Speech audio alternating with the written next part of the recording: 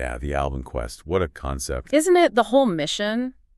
Trying to find, like, the single best album of all time. It's ambitious. And the method is kind of wild, too. So, random groups, repeated listens. Exactly. And then ranking them best to worst, top 2 go through. And the reasons he gives. Yeah. Sometimes serious, sometimes just funny or personal. It's great. Totally unpredictable. So today's specific album quest zeroes in on Group 53. Ah, yes, Group 53. And the author gave this one a title with, well, a real punch.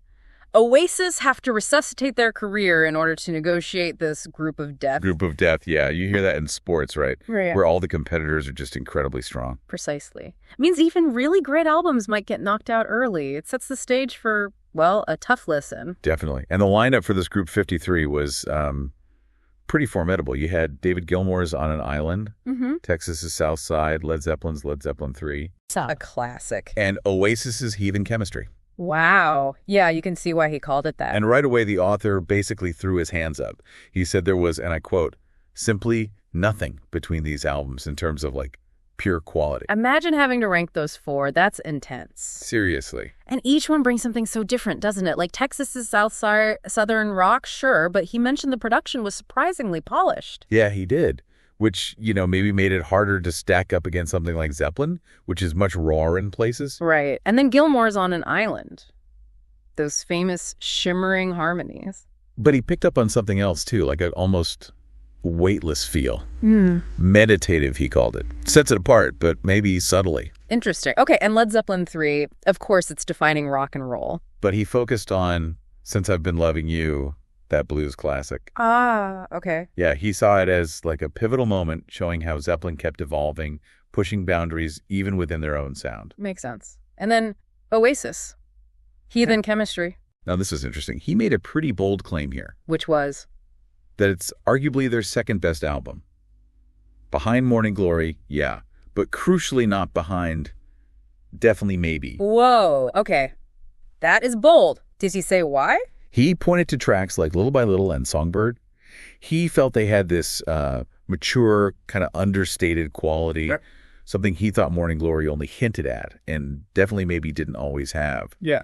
So, yeah, all that nuance just made the rankings seem impossible. So impossible he needed a penalty shootout for albums. That sounds desperate. Yeah, both desperate and kind of brilliant, like you said. When he said simply nothing between them, what was going on before the shootout? Was he just agonizing? Oh, totally. He actually wrote ARGH in his notes. You could just feel the pain, right? Yeah. So this penalty shootout, it wasn't literal, obviously. It was more like a tiebreaker where you had to invent these super specific, almost, weird criteria. Like what? Well, maybe focusing intensely on just one guitar solo or suddenly remembering a really personal connection to one line in a song. Nostalgia kicking in. Ah, okay. So finding any tiny thing to separate them. Exactly. It just shows how incredibly hard it was. It's being about clear winners and just finding the absolute smallest difference when the quality felt identical. So the big question then, after all that, the ARGH, the penalty shootout, did Oasis pull it off? Did they survive the group of death? Well, the final order was apparently a shock, even to him, given how close it was. Okay, let's hear it. All right. Coming in at number 4.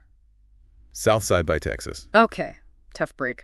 Number 3, David Gilmour's On an Island. Wow. Still high quality being eliminated. Definitely. Taking the second qualifying spot, Led Zeppelin 3. Zeppelin makes it through. Makes sense. And clinching the number 1 spot, topping this incredibly tough group. Yeah.